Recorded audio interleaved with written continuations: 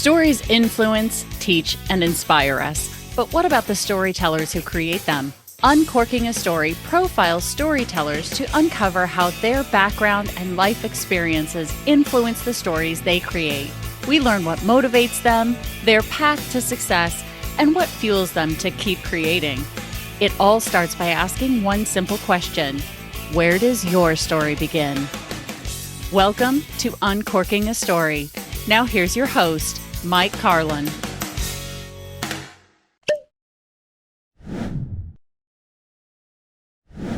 Well, hello and welcome to Uncorking a Story. I'm your host, Mike Carlin, and today I'm excited to introduce you to Sangu Mandanna.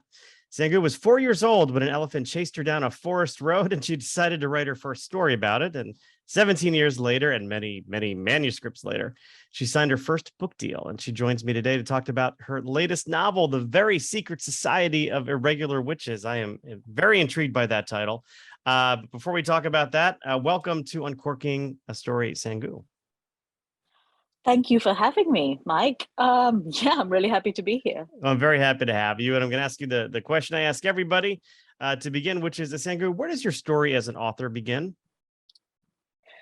So there's probably a bunch of different places it could begin, but I suppose the earliest place was, the elephant when I was 4 years old. So I wrote my first short story after my family, I grew up in the south of India. See, I'm already starting out of order. Right. So I grew up in the south of India, and my family, my dad grows coffee on an estate about 5 hours outside the city where I grew up. And on our way there, when I was about 4 years old, we drove through the forest and a wild elephant chased our car. And I think she thought we were a threat to her calf. And if you've never seen an elephant run, they are fast. Really. I'm surprised by that because they don't look like they have a lot of speed to them given their size, but no, they don't, do they? But they are fast. I mean, if we hadn't been in a car, I dread to think.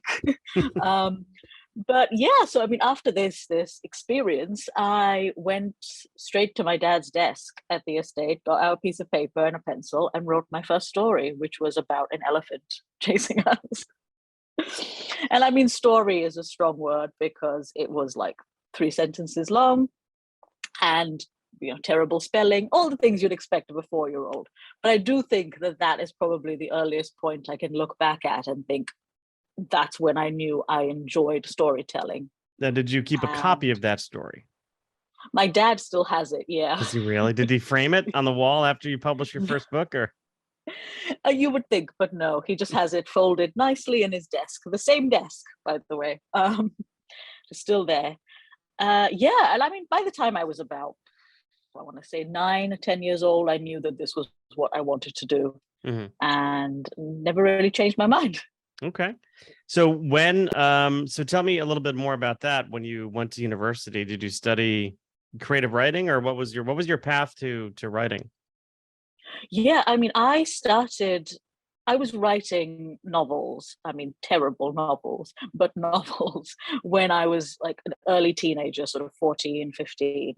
And I remember being, I want to say 15, when I sent out a physical manuscript with a proper cover letter and everything in the actual snail mail to Tor in the US. And they're one of the biggest fantasy publishers ever, and there I was just sending my 15-year-old self-submission. But I got a letter back, and it was a rejection. Obviously, it was a terrible book. But the letter had a little handwritten note at the bottom of the form rejection that said, "There's a lot of potential here, don't give up." And I just thought that was one of the nicest things anyone had ever done for me in my whole sort of writing journey. And it was, I think, the thing that made me determined to keep trying. So then I went to university here in England, and I studied English literature with creative writing. And, I say this to a lot of people, you don't need a degree to write books. But I do have one. And while I was there, I mean, I don't know how much it actually helped me in my journey to publication, but I will say that I enjoyed being able to share stories with other writers, which is kind of what you do when you're studying creative writing. You kind of swap your stories, you give people constructive criticism. And I think that really helped. And I just kept going, kept writing new books, kept sending them out, kept getting rejections, kept trying again. And eventually it was, I think, literally a couple of months after I finished university, it was 2010. Um, an agent sort of took me on, and yeah. There you go. So, so Yeah. a number of manuscripts till you get that first agent. How did you find the agent? Were you just querying them, or? Yeah, it was just the standard querying them. There were lots of them. A lot of people said no. There were a couple of agents who I can also credit with being a huge part of my journey, in that they said no repeatedly to multiple manuscripts, but each time they told me something that helped, something that made me feel like next time might be the time. Um, and eventually next time was the time. And Yeah. I think a lot of these things are about timing as well. It's possible that the book I queried with and got an agent with in 2010 wouldn't get as far today. And it's also possible that the books that were rejected, maybe some of the better ones, might have a chance today. I don't know. Do you think you'll ever sort of resurrect those manuscripts, or do anything with them, or are they just going to collect dust? I mean, that's a really good question. I think they, for the most part, I think they will collect dust, because I think writing for me is is so specific to where I am at that point in my life. The books I write reflect the way I'm feeling, reflect what's going on around me. And so I think it would be really hard to get myself back into a space where I would be able to or want to resurrect a different part of myself. But I do, I do pluck little things that I still like and use them, reuse them. Well, that's good. At least you're getting something there. But yeah, you're right. I mean, when we write, it is a certain point of time. Kind of what we're going Mhm. through. Even in fiction. It reflects kind of something that we hold dear at that point in time, some belief or some experiences we've had. Yeah. With how important was it to get just a little bit of validation or even acknowledgement in those handwritten notes that these agents were sending to you? I mean, it's not an exaggeration to say that I think it made all the difference. Um, I mean, I have so much respect for the people who work in publishing and in this industry. I know we're all overworked and we're all busy. And I know that it's not realistic or, necessary, not like necessarily helpful for people to take the time to kind of give personal feedback to everybody. But I think for me, as a 15-year-old in that very vulnerable state, you know how you are when you're a teenager, like everything feels magnified, everything. And I think that was the moment where it could have gone either way. And the fact that the editor at Tor took a moment to just write that little note at the bottom and to say, don't give up, I think that Mhm. meant the world to me.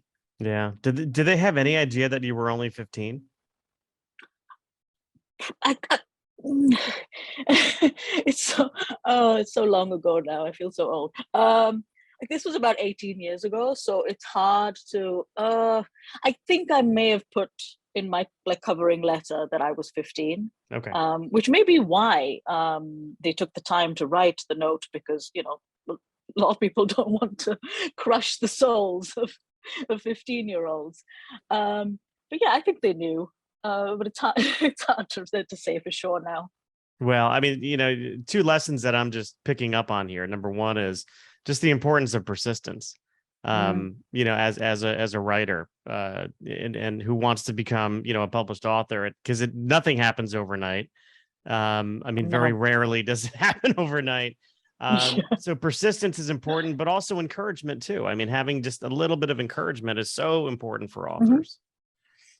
And I think you can find that encouragement. It doesn't necessarily have to be from someone within the industry. It can be from like a trusted critique partner, Yeah. or even family, friends. I mean, I know that we often say that like your family and friends aren't the most unbiased, but I mean, if you have a mother like mine who is more critical than anything else, chances are if she says something's good, chances are it's good. Yeah, that's right. Yeah, that's funny.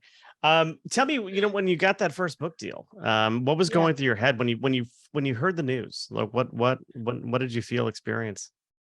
Genuinely could not believe it. It was funny because it happened as my husband and I were flying from England to India to visit my family. And we stopped off for a layover in Dubai. And I turned my phone on, because back then, there was no Wi-Fi on planes or anything. I turned my phone on and I had a text from my agent saying, "Where are you? Have you landed yet? An editor wants to talk to you." So that meant that the rest of my journey, like the remaining 6 hours, was like in a state of, oh my God, what's happening? Why do they want to speak to me? So, I mean, literally, the moment we got to my parents' house, I like messaged her back and I said, "I'm here. What do you want to do?" And then I spoke to a couple of editors, and then my agent called me back and she said, "We have offers." And I was like, this can't be happening. It's just I don't even know how to describe it. It's so surreal because it's something that I at least had wanted for so long. By that point, I had been actively sending manuscripts out for 7 years. And it just felt like this couldn't possibly be happening at last. And I don't think it really felt real until that moment when I got my physical advance copy, which has the cover on it, and it has the little, I mean, it says, advance copy, not for sale and all that on it, but it is a real book. And I don't think it felt real until that moment. Yeah, it was a real book with your name on it. Yeah. There you go. Well, tell me, what can you tell me about your latest, the Very Secret Society of Irregular Witches? It's a very interesting title. So that title is almost an accident. There is a secret society of witches in the book with that name, and I needed an extra adjective. And I was writing the book and I was like, I'm not sure. And I settled on irregular because I was like, weird, a bit offbeat. And I didn't actually expect my publisher to keep it, but they did. And from what I've heard, people like the title, so yay. But yeah, I mean, it's like I was saying about how books are so specific to a time in my life. And with this one, we were 6 months into the pandemic. And I had, until that point, been writing quite intense, darker, angstier fantasy and sci-fi. And I thought, I can't really put myself into that space right now. What I want really is an escape from the real world, which feels like too much right now. And I want somewhere warm and cozy and romantic and just nice, somewhere nice to disappear to for a little while. And that's how this story came to be. It is cozy. The stakes are relatively low for a fantasy. Like, there's no world ending conflict. It's all about family and friendship and love and community. And I think human connection above all else, which is something I think we were all missing at that time. Oh yeah. And in some cases we still are, really. I mean, it's not over. No, but because it's interesting, you were mentioning, you were writing some darker stuff before it. It probably would have been easy to kind of continue down a darker path, just given where we were 6 months into the pandemic with so much uncertainty, no vaccines, lockdown still happening, people dying. So what was it about it that you said, hey, you know what, I want to take a left turn here, and instead of kind of doing something dark, doing something a little bit more light? I think it was exactly what you just said. It was that feeling that I could very easily just keep going dark and darker. I've struggled with my mental health and with depression and anxiety for years and years and years. And medication and, counseling and these things really helped. But I felt that during the pandemic, as I think was the case for a lot of people, everything was just intense. You're in small spaces with people you love, but you're still in small spaces with them. You're claustrophobic. You got that, sort of like like the Shining cabin fever, where you think, who am I going to, attack with an axe next? I didn't attack anyone, I should probably say, just to stress to anyone who's listening, did not That's attack right. anybody. You did not turn into Jack Torrance. I did not.